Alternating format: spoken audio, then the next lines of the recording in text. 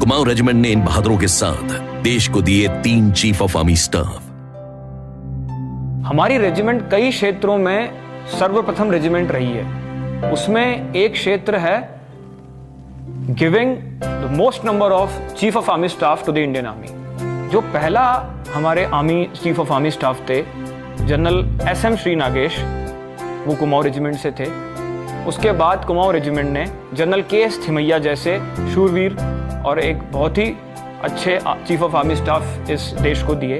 उसके बाद जनरल तपेश्वर नारायण रैना, जिनको कि हम जनरल TN रैना महावीर चक्र के नाम से भी जानते हैं, वो दिए। मेजर जनरल थिमैया की कई उपलब्धियां रही, लेकिन जिसके लिए उनका लोहा माना जाता है वो था विश्व की सबसे दुर्गम और ऊंची पहाड़ियों पर काबू पाना।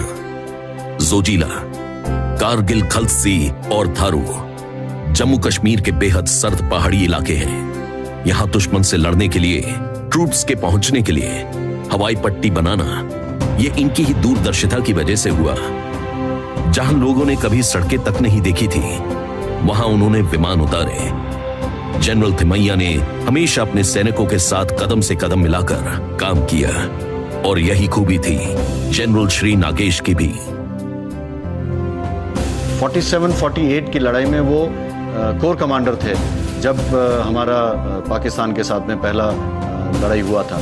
और उनके ऐसे वाक़ये हैं कि वो स्वयं जो है लीड कर रहे थे फ्रंट से, और जो लड़ाई वहाँ लड़ी गई थी जोजिला की तरफ जब वह गए थे, जनरल KS थिमैया उस टाइम वहाँ की डिवीज़न के GOC थे। तो हमारी रेजिमेंट के लिए फ़ख्र है कि 2 जनरल्स, एक कोर कमांडर और दूसरे डिव कमांडर, वो हमारी रेजिमेंट के थे, और दोनों ही बाद में जाकर के चीफ ऑफ आर्मी स्टाफ बने।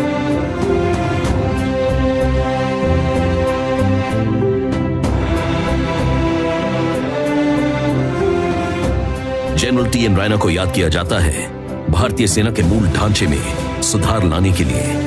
यह उनके ही कार्यकाल में हुआ जब कई रेजिमेंट्स के रेजिमेंटल सेंटर्स को सुरक्षा के लिहाज से भीतरी प्रदेशों में शिफ्ट करने का निर्णय लिया गया।